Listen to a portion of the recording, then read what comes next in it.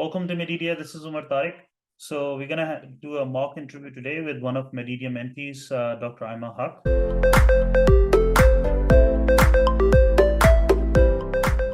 Hi, Dr. Haque. How are you doing? Hello, I'm good. Thanks for asking. How are you? Good, good. So tell me a little bit about yourself. So, I am an international medical graduate from Pakistan.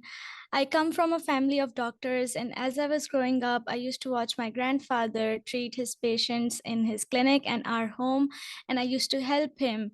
So it was so inspiring to see the impact he used to have on the patients' lives that I got so interested in medicine and naturally ended up in medical school. During medical school, I was involved in voluntary work and research work because I wanted to stay updated with medical literature. And when my clinical year started, I fell in love with long patient relationships, and how to connect the symptoms to reach a diagnosis was just like solving a puzzle to me. And there I found my passion for internal medicine. So after I graduated from medical school in 2021, I got married and moved to the US. And I was so fortunate to continue gaining this valuable clinical experience in the US. And I got experience in various different fields like gastroenterology, cardiology, and nephrology. And right now I'm working as a medical scribe while also studying for step 3. So every day I talk to patients and enter their histories in the EMR. It's really lovely. In the future, I want to become a physician who is competent, can relate to the patients, and provide them the best level of care. And I'm sure your residency program can help me achieve these goals perfectly. And a little bit about myself, I'm really jolly. I love to make new friends, and my hobbies include painting, baking. I like to vlog about my unique experiences, and recently I've started to bike. I learned how to bike a year ago, fun fact. And I'm really having a blast biking in the forest preserve these days. So that's me. Where did you bike last? I biked like day before yesterday And where did you bike? in the forest preserve. It's like really near my house. I don't know the trail. It's from the Harms Road till the Glenview. Interesting. So you never biked in Pakistan? No, it's just something I think on my part as well. I did get a bike when I was young, but I used my trainer wheels, and I think I just never removed them. Okay. When was the last time you biked in Pakistan? It was really long ago. I can't even remember. I think so, 10 years old. Okay. In your CV, I see you have listed that you worked under in as a volunteer in Ifmsa. Can you tell me a little bit about that experience, please? Sure.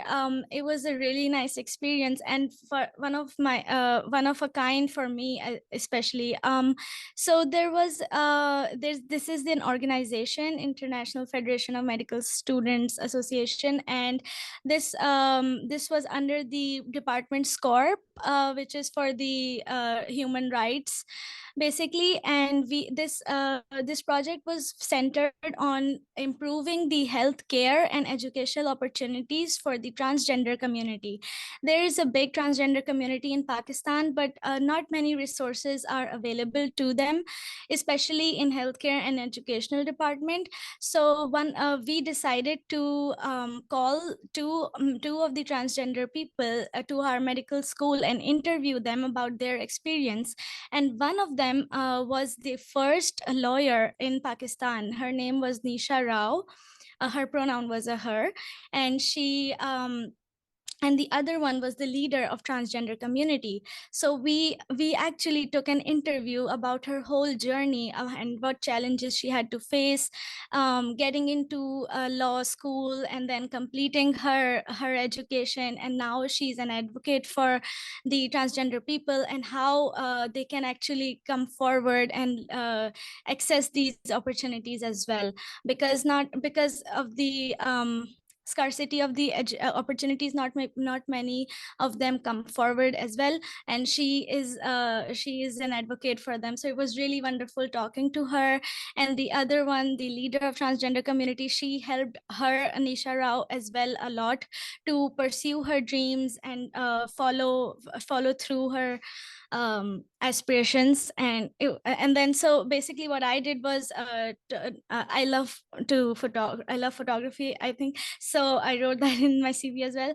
I documented the whole thing, and we also called her the next day to give a presentation to to the medical students, so everybody can learn about her journey.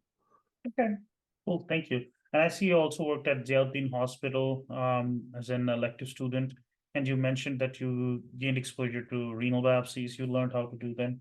Can you share that a little bit? How was that experience? I did. And It was specifically, sorry, and specifically, if you can share what renal biopsies you did and how you did them, whatever you remember.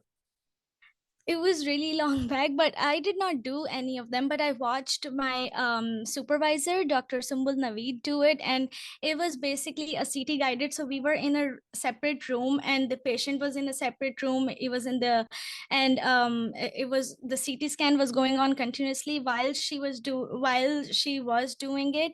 And we I think this was happening, but we could see basically in the CT scan that where the needle was going, and that really helped her do the biopsy.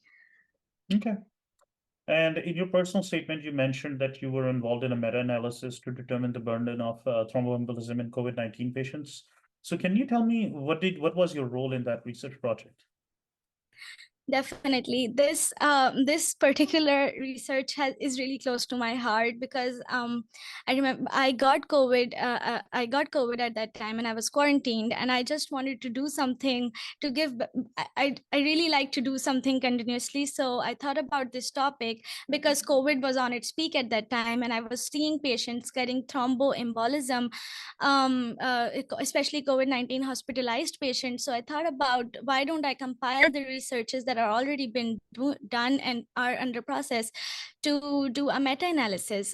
So it's close to my heart because I kind of initiated this topic, and then I formed a team with my juniors as well, and my fellow colleagues, and we decided how to carry this on and how to do the literature search using PubMed and Scopus. So I divided the tasks between my colleagues and juniors, and we wrote the whole thing down, and we managed to publish it as well.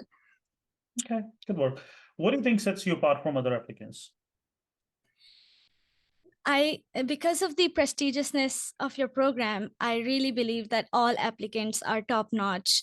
But I think what sets me apart has to be the clinical experience I've gained here in US. I've been here for over a year, and I've gained experience of around 6 months, and I'm still working as a medical scribe. So I'm well aware of the intricacies of US healthcare system, and every day I talk to patients. So I'm accustomed to the culture here, and I believe I won't go through the cultural shock of settling in a new country. And I also work with the EMR. And other than that, I think I have a good grip on my medical knowledge, as evident by my scores. And I think I'm so easy to talk to, and that it's not hard for me to work in a team. And I think I can make a good rapport with my colleagues and patients easily. I adapt to new places easily. And lastly, I think I come from a different cultural background, so I can contribute to the important discussions in residency with my own unique point of views and contribute to the cultural diversity as well. Okay. What's your biggest weakness? My biggest weakness, I think so, has to be emotional attachment. When my clinical year started in medical school, in third year, I think I used to get very emotionally attached to patients, and to a point where I think it used to impact my performance as a doctor. But over the but as I got more clinical exposure and over the years, I think I really understood the difference between sympathy and empathy, and the importance of professional distance that a doctor and patient should have, to make sure there is no difference or impact on the performance as a doctor. So this is something that I've really worked on over the years, and I have overcome it quite a bit, and it's still a work in progress. Okay. Interesting. And if you have to go to an island by yourself and you're only allowed to carry three things, what are those three things going to be? Oh, this is an interesting question. I would really like to have my phone so that if I get a signal anytime, I can call someone for help. And I would like to have a boat so that I can just travel anywhere I can. And I think I would like a rope. Maybe a rope can get me some fruits from the trees. Interesting. Okay, interesting choices. And tell me something. Is there one thing that you could say that annoys you? Something that annoys you or irritates you? Like a pet peeve. Sure. Um, it has to be crackling knuckles. I don't like that noise. I just Okay. and the chalk on the chalkboard. Okay. What is one thing that you would like to change about yourself? Hmm. This is interesting. I think I have I constantly try to improve myself. So I have overcome quite a few things that I used to think I should change. But yeah, I think I can let other people's actions affect me at times, Mm-hmm. and that's not fair to me.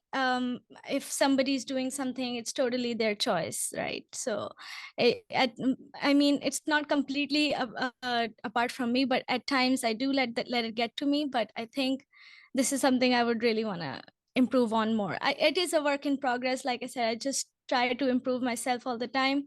But yeah. Okay. Tell me a little bit about your hobbies and interests. Yeah. So my hobbies include painting. These are the two paintings I did here in US. The rest of them are back home. And this one is my first painting with my husband. I love You and your to, husband drew it together? yeah. Oh, you painted it together? Okay. Yeah. So I drew it with a pencil first, and then we just painted it together. So yeah. So the half of the galaxy part is mine, and half of the galaxy is his. Very Other sweet. than that, thank you. Other than that, I like to bake. I like to travel, and then I make unique. I like to vlog about my unique experiences. Um, I like to bike, and other than that, embroidery. Yeah, I do embroidery, but I haven't done it since I've come here in US, but I used to do it a lot in Pakistan. So I need to continue doing that. What is the biggest challenge you have encountered and how did you overcome that? Hmm. My biggest challenge has to be when I was in medical school, and the whole ordeal my family went through. My sister's husband got kidnapped, and then 1 year later, we found out that he was dead the whole time.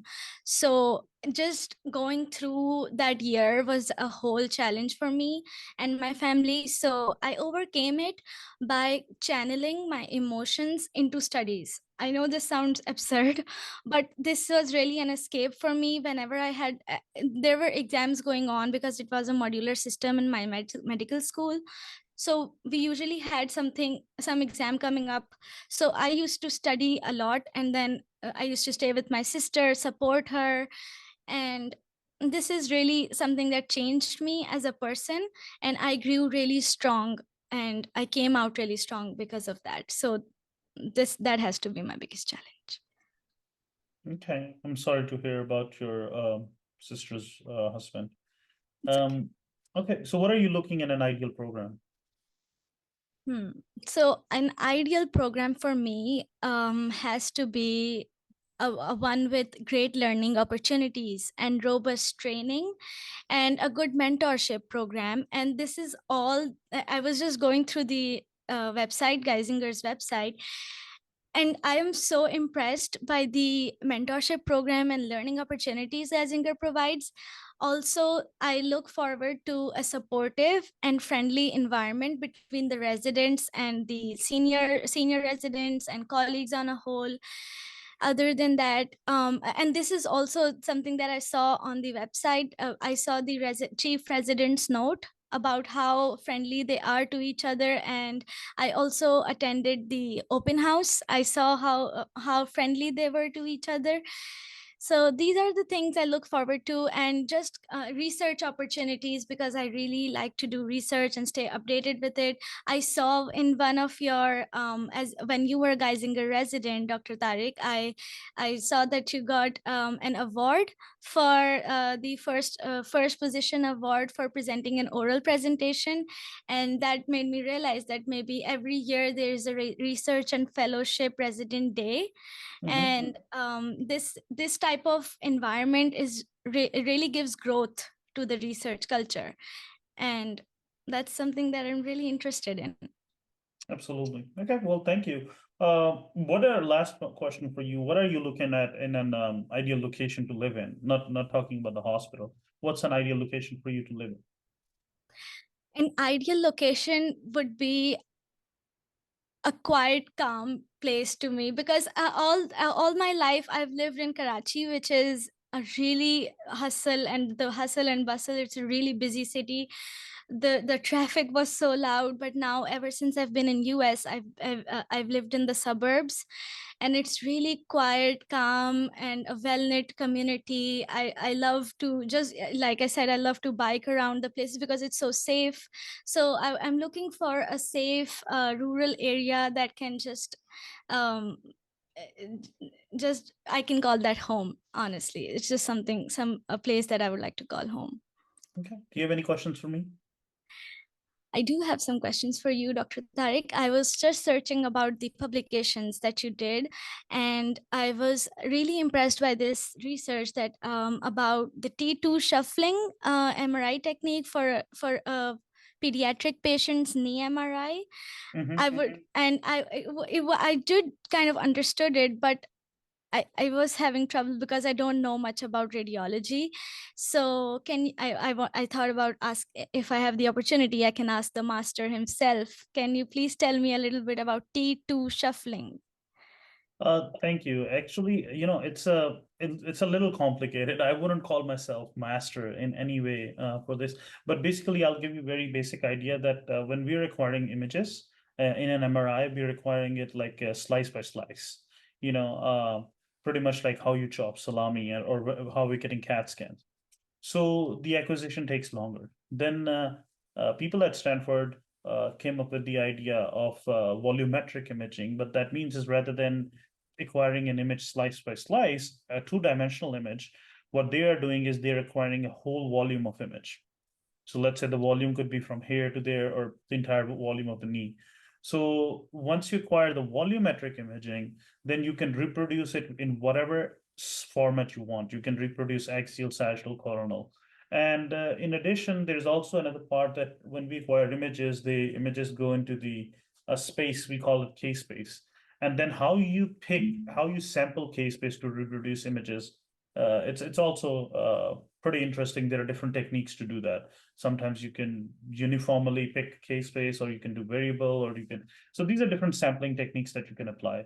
So we just talked about all these different techniques and how we can use these different techniques in addition to volumetric acquisition of imaging, of MR imaging, to come up with the sequence that has better quality and shorter acquisition time. Wow, that's really interesting to hear. And another question I had was that I saw on the website that Geisinger has a proven care healthcare system of quality improvement. I'm not quite sure how the system works. So Honestly, I'm not 100% sure myself, But I'll be honestly, I'll tell you that from my time, at Kaisinger, what I've noticed is they monitor everything. They have metrics from patient admission to discharge. How much time does it take? If patient gets admitted with a specific pathology, how much time does that take? So they are constantly monitoring all the metrics, and they're constantly looking at how to improve that. So I'm assuming that's what they're referring to. In addition, they have, if I recall correctly, world's biggest genetic pool. So they're doing a lot of genetics testing and studying. And what they're trying to do is how to find a disease before it manifests itself, and if they can control it before it manifests. That's awesome.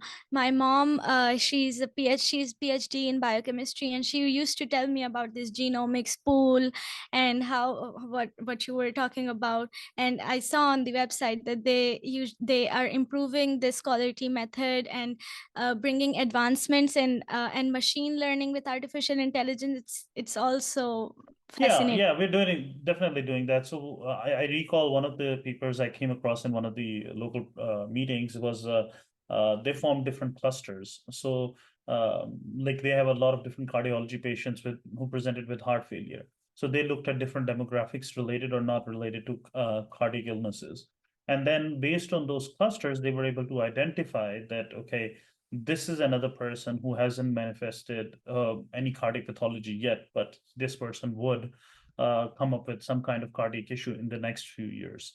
So they are, using machine learning, AI, along with medicine to come up with these novel techniques. Yeah. And with this whole genomic pool, you can even make personalized medicines according to Right. their own genes, concerning their own like limitations with allergies and stuff. So yeah, thank you for answering that. And my last question for you would be, can you give me one piece of advice? Yeah, I would say you're doing pretty good. Just continue doing what you are. I would say don't rank based on just name. See where you feel like you will be a good fit. If you feel you can relate to the program, if you feel like you like the residents, the people you talk to, and you get a good vibe overall, I would use that vibe to rank programs as compared to just looking at some, isolated metric. I don't think you can. You look at with a tunnel vision and or use any one or two isolated metrics to decide which place you want to end up. I would say go with the feel more rather than anything else. Any other question for me? No, thank you so much. It was really nice talking to you. You're welcome. Thank you. All right, feedback time. All right.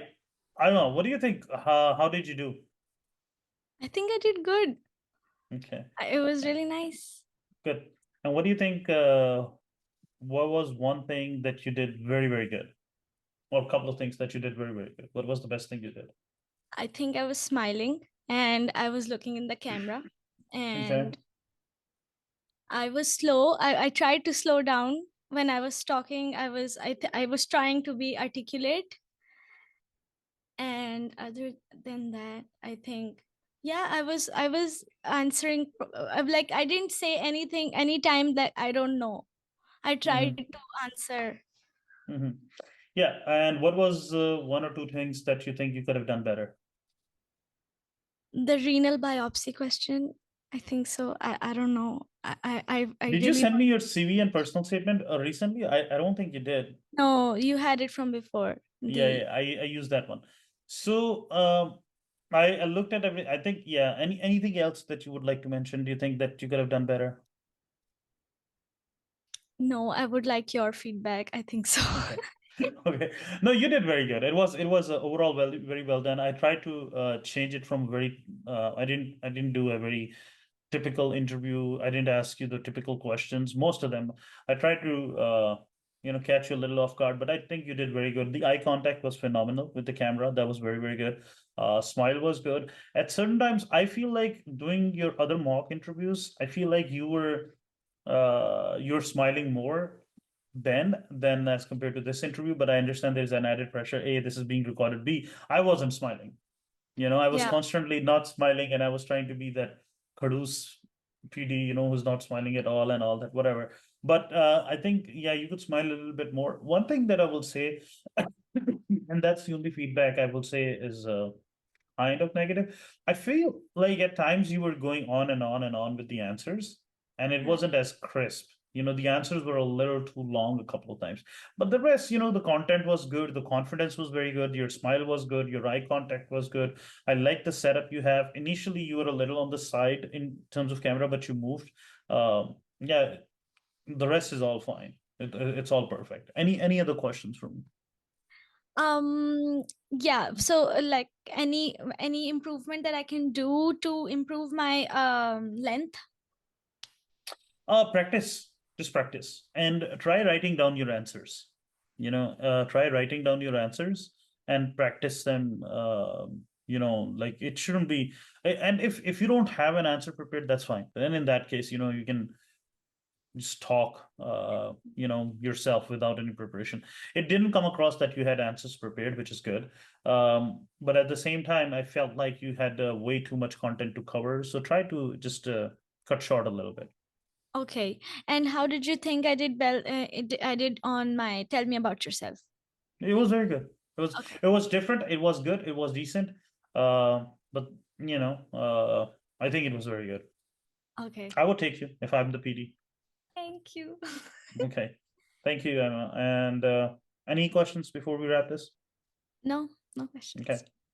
All right, everyone. I hope you learned something from this mock interview. If you did, please like this video, share it with others, and like we always say, never give up, never lose hope. Thank you. Bye.